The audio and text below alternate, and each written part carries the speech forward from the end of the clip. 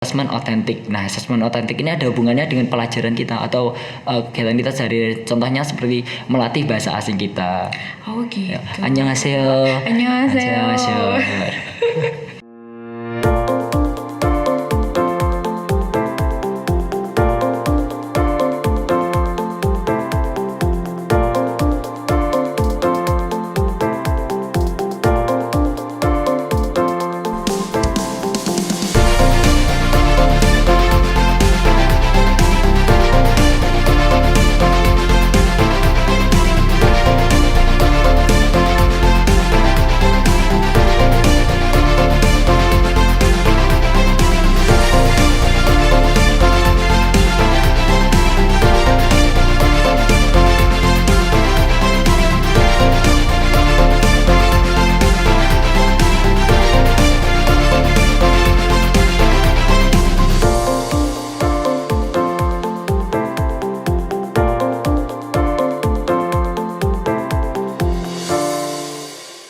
Assalamualaikum warahmatullahi wabarakatuh. Halo semuanya, perkenalkan aku Sarah Ibrahim. Aku adalah salah satu mahasiswi pendidikan IPS Fakultas Ilmu Sosial Universitas Negeri Malang.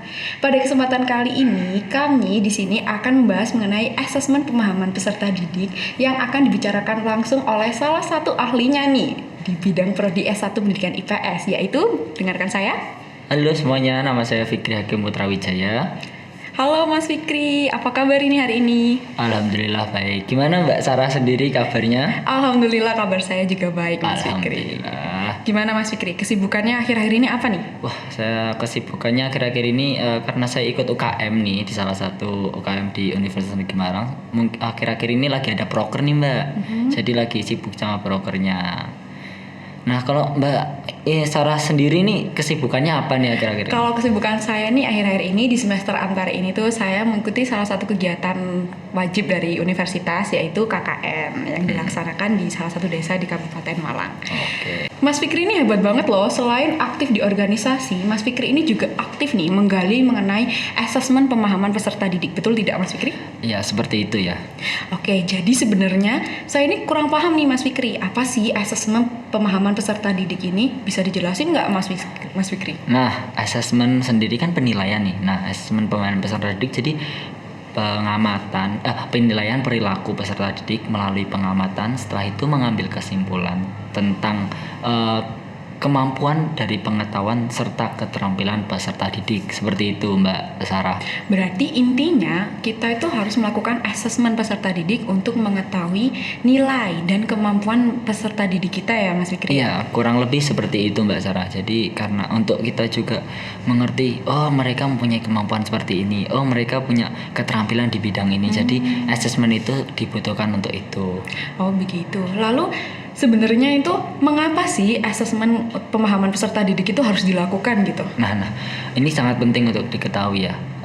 Mengapa kok diperlukannya asesmen ini? Yang pertama itu untuk mendapatkan data yang objektif dan relevan, serta untuk kita mengetahui hambatan atau masalah yang dihadapi dari peserta didik, kita mengetahui kebutuhan khusus yang dibutuhkan peserta didik, serta potensi yang dia miliki.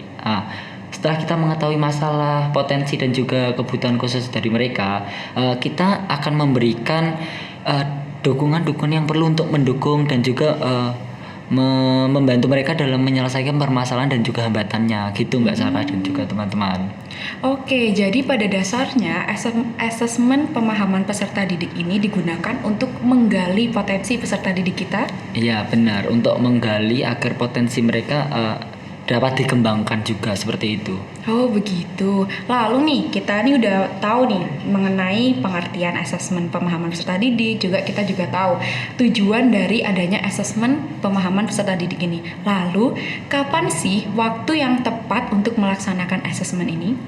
Kapan waktu yang tepat ya Mbak Sarah? Nah, untuk penilaiannya ya itu dilakukan sepanjang masa, tapi alangkah baiknya ketika pada saat baru lahir sampai dengan pada masa remaja, karena pada saat itu pada saat itu mereka menunjukkan, peserta didik menunjukkan potensi-potensi yang mereka miliki. Jadi kita mengetahui si A ini memiliki bakat di sepak bola, makanya kita kembangkan sepak bolanya. Oh, si B ini pintar dalam bidang fisika, kita kasih pelajaran tentang fisika yang lebih daripada teman-teman yang lain. Seperti itu, Mbak Sarah. Berarti apakah ada kemungkinan nih untuk potensi dari peserta didik kita? Tadi kan katanya kalau dari anak-anak, remaja, dewasa, setiap orang pasti potensinya akan bisa berubah. Berarti bisa berubah juga dong ya untuk potensi peserta didik? Bisa dong, bisa berubah, bahkan bukan berubah, bahkan bisa berkembang lebih jauh. Yang sebelumnya yang sepak bola cuma bisa nendang, cuma bisa dribble dari sini ke sana, bisa ngelewatin orang malah lama-lama. Seperti itu. Gitu. Berarti memang asesmen ini tuh sangat penting ya Mas dalam proses pembelajaran? Oh ya, tentu. Sangat penting. Untuk melihat potensi yang mereka miliki, hambatan yang ada, dan mereka membutuhkan dukungan apa sih dari kita sebagai gurunya nanti itu. Begitu rupanya. Nah, lalu bagaimana sih cara yang tepat untuk menerapkan atau penerapan asesmen pemahaman peserta didik ini? Nah, untuk sebelum penerapannya ini ada bentuk dari asesmen, ada sekitar 10. Banyak sekali ternyata teman-teman, ada bentuk-bentuk asesmen itu ada 10. Yang pertama Yang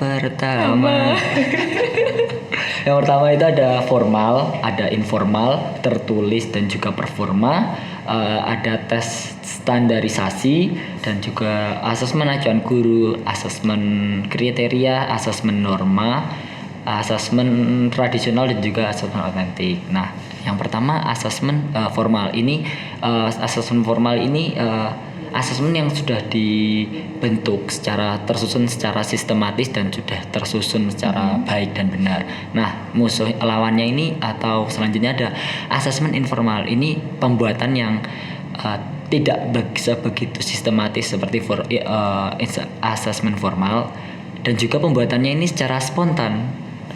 Yang ketiga itu ada asesmen tertulis. Nah, nanti para peserta didik diberikan pertanyaan tertulis dan mereka diharapkan menjawab pertanyaan tersebut. Yang keempat ada asesmen performa. Nah, para peserta didik ini diharapkan mendemonstrasikan pengetahuan serta keterampilan yang mereka miliki. Yang kelima ada tes standarisasi. Nah, biasanya nih Mbak, tes terstandarisasi ini biasanya dikembangkan oleh para ahli. Setelah itu biasanya tesnya ini digunakan untuk beberapa sekolah. Nah, ini sedangkan untuk asesmen acuan guru ya ini dibuat oleh guru perorangan ya. Nah, dibuat dan dikhususkan untuk kelas mereka. Jadi kalau seperti wali kelas membuat asesmen ini untuk kelasnya, bukan untuk sekolah, bukan untuk umum, cuma untuk kelasnya. Jadi keberapa? 6 ya. Yang sekarang ke-7 ada asesmen kriteria. Nah, asesmen kriteria ini kayak mereka diberikan materi dan mereka memahami dan dapat mengerti. Contohnya seperti mempelajari bab interaksi. Jadi mereka mengerti penjelasan dari interaksi dan dapat memberikan contohnya. Seperti itu. Kan kalau cuma mengerti tapi tidak bisa memberikan contohnya kan kurang, tidak sesuai kriteria. Tidak sesuai dengan kriteria. Yang ke-8 ada asesmen norma. Nah, norma ini perbandingan antara peserta didik satu dengan yang lainnya. Contoh misalnya ketika ada tugas di kelas suruh menjelaskan tentang materi ini dan suruh maju, pasti kan ada perbedaan nih antara peserta satu yang ini pede tapi kurang percaya diri dengan kemampuan tapi kurang di dalam materi, dia kayak wah materiku kurang ya. Ada lagi yang pemalu tapi sebenarnya dia punya potensi gitu, seperti itu. Yang 9 ada asesmen tradisional. Nah, ini tidak ada hubungannya dengan tugas sehari-hari seperti tes kebugaran fisik seperti itu. Terus yang terakhir ini asesmen otentik. Nah, asesmen otentik ini ada hubungannya dengan pelajaran kita atau kegiatan kita sehari-hari. Contohnya seperti melatih bahasa asing kita. Gitu. Annyeonghaseyo. Jadi pada dasarnya asesmen ini tuh dibedakan berdasarkan hasilnya ya Mas ya? Nih. Oh iya. Masnya ini kayaknya, aduh, selain aktif dalam organisasi, Mas Fikri ini juga hebat banget nih, bisa mengingat 10 bentuk asesmen yang saya aja ini yang dengerin itu kayaknya udah, aduh pusing banget nih, ada 10 banyak banget gitu loh ya kan Mas ya. Iya, Mas saya yang izin melanjutkan ya. Tadi kan nanya juga penerapannya. Iya, penerapannya. Penerapannya ini ada dua teman-teman. Penerapannya ada teknik tes dan juga teknik non tes. Nah, untuk itu Mas, kan kalau misalnya ada penerapannya, berarti kan ada jenis-jenis khusus nih dari masing-masing tes ini tadi. Tadi ada teknik tes sama teknik non tes. Jadi apa saja sih Mas yang termasuk dalam asesmen tes dan asesmen non tes? Nah, asesmen dengan teknik tes dan non tes ini, yang tes itu ada dua, ada tes intelijensi umum dan juga tes kepribadian. Nah, untuk tes intelijensi umum ini berkaitan dengan tes IQ teman-teman. Nah, untuk tes kepribadian ini untuk mengetahui tentang sifat primer dan sekunder kita. Nah, untuk teknik non tes ini ada beberapa ya, ada wawancara, ada observasi dan juga angket seperti itu. Nah, saya ini kepo nih Mas. Sebenarnya yang kalau kita nih ya sebagai calon guru atau sebagai nanti ada teman-teman yang sudah menjadi guru nih yang ingin tanya, amin. Sebenarnya dalam asesmen dengan non tes ini tuh mereka itu untuk memilih dalam wawancara, angket atau observasi itu didasarkan oleh apa Mas? Sebenarnya itu untuk memilihnya itu bebas, tergantung dari bukan peneliti, dari gurunya sendiri pengen menggunakan apa. Jadi kalau mereka ingin menggunakan untuk tes wawancara ya silakan, angket ya silakan, observasi nggak ya diperbolehkan. Jadi nggak ada lah yang ini khusus angket, ini khusus observasi, nggak ada. Itu teman-teman, berarti asesmen dengan non-tes itu bisa dilakukan entah itu melalui wawancara, angket, atau observasi. Kemungkinan besar juga bisa di ini ya Mas, di mix ya antara wawancara dengan angket. Bisa.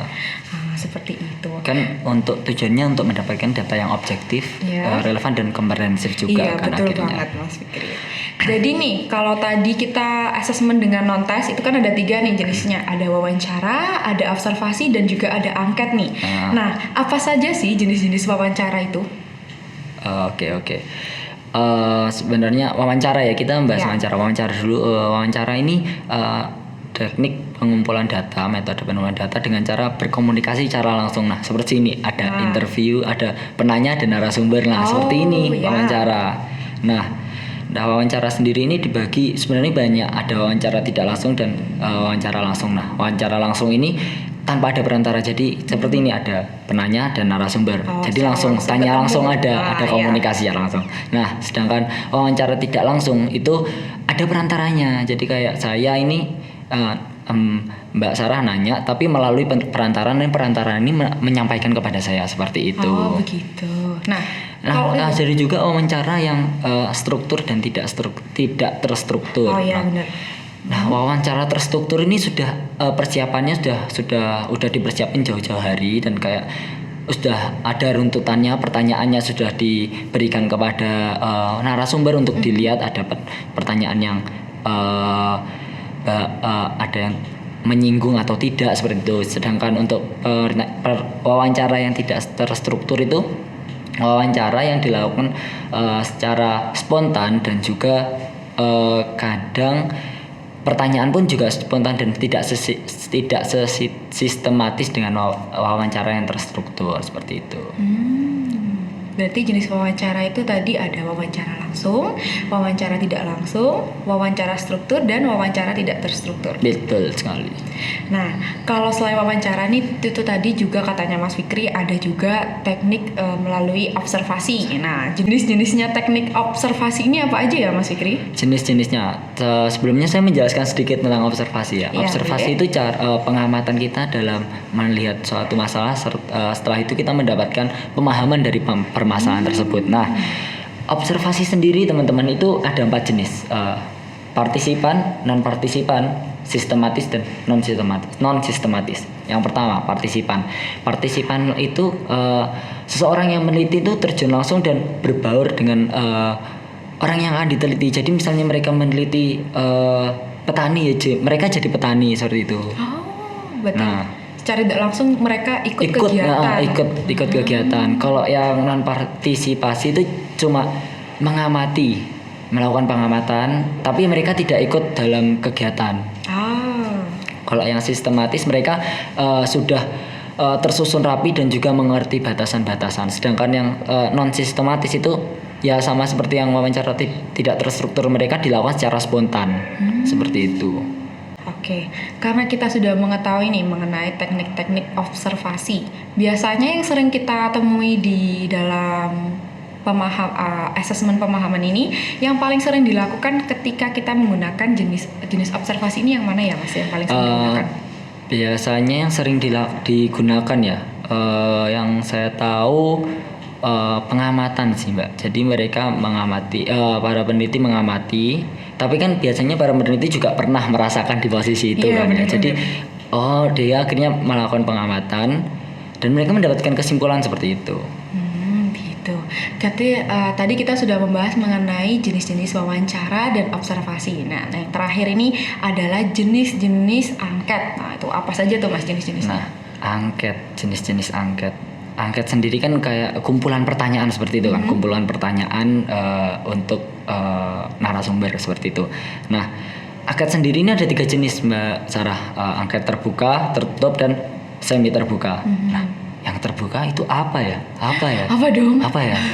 Angket terbuka itu seperti pertanyaan yang isiannya itu ditulis dengan tangan. Jadi kita memberikan pertanyaan dan mereka harus menulis pertanyaan itu tanpa ada pilihan ya. Jadi nggak, apakah kamu suka ayam goreng? Kan biasanya ada pilihan A dan B. Sedangkan angket terbuka itu seperti apa yang kamu suka, titik-titik isi di bawah ini. Nah, itu seperti itu. Oh, begitu. Sedangkan angket tertutup itu angket yang diberikan 2 jawaban saja, ya atau tidak, atau centang, kotak checklist. Nah, sedangkan angket semi tertutup itu juga diberi semi terbuka. Mohon maaf, angket semi terbuka itu juga diberikan 2 jawaban, 2 jawaban dan serta opsi ketiga. Opsi ketiganya ini titik-titik, jadi bisa diisi. Jadi misalnya jawabannya tidak iya juga tidak. Jawabannya enggak iya enggak tidak, itu bisa ngisi opsi yang ketiga yang lain ini. Seperti itu. Berarti di antara ketiga jenis angket ini kemungkinan besar angket yang paling tidak terlalu bukan tidak terlalu formal. Angket yang tidak terlalu terikat. Nah, tidak terlalu mengikat itu angket yang semi terbuka ya. Semi terbuka benar. Karena kan kalau misalnya kita kadang kan kalau kita pakai angket terbuka atau pakai angket tertutup kan kita nggak mendapatkan hasil yang maksimal gitu kan ketika observasi, makanya kita membutuhkan angket semi terbuka ini. Nah Mas, saya ini juga kepo nih Mas, saya tuh pengen tahu banget mengenai bagaimana sih sebenarnya kalau misalnya kita dari pembelajaran di kelas nih ya, kita udah ada nih peserta didik ada masalah kan. Ketika dia ada masalah kan harusnya kita sebagai peserta didik ini harus memberikan solusinya nih untuk dia. Nah, hal apa yang harus dilakukan nih sebagai kita untuk memenuhi asesmen pemahaman peserta didik? Sebelumnya kan bagaimana cara kita untuk memenuhinya kan? Iya. Kan sebelumnya kita sudah melakukan pengamatan nih. Pengamatannya kan bisa pakai teknik yang tadi. Nah, pasti kita kayak mengetahui, peserta didik kita ini tipenya kayak gini karakternya. Terus karakter yang satunya seperti ini. Jadi kita misalnya mereka mempunyai masalah, kita cari jalan tengahnya, win-win solution seperti itu. Berarti mau nggak mau ya kita harus melakukan observasi. Iya, betul sekali. Kita juga harus melakukan, bisa juga lewat teknik wawancara atau angket, tergantung dengan yang akan kita lakukan kepada peserta didik kita. Ya, betul sekali. Sayangnya kita terbatas dalam bentuk waktu Mas Fikri. Ya, padahal saya sudah seru loh ini pembicaraan kita. Iya, seru banget ini mengenai asesmen pemahaman peserta didik. Mungkin nanti di lain kesempatan, mungkin nanti nih Student Podcasting Universitas Negeri Malang akan mengundang kembali Mas Fikri untuk menyampaikan materi-materi yang luar biasa lainnya. Saya juga berterima kasih loh ya sama Mbak Sarah Kembali kasih Mas Fikri. Mengundang saya di Student Podcasting Universitas Negeri Malang ini. Iya, semoga jangan kapok ngundang saya. Iya, semoga Mas Fikri juga waktunya bisa nih nanti kalau misalnya kita undang lagi. Siap. Oke teman-teman semuanya, sampai di sini dulu materi kita mengenai asesmen pemahaman peserta didik. Jangan lupa untuk menyaksikan rangkaian video yang ada di channel YouTube Student Podcasting Universitas Negeri Malang. Saya akhiri. Wassalamualaikum warahmatullahi wabarakatuh. Sampai jumpa di lain waktu. Bye-bye.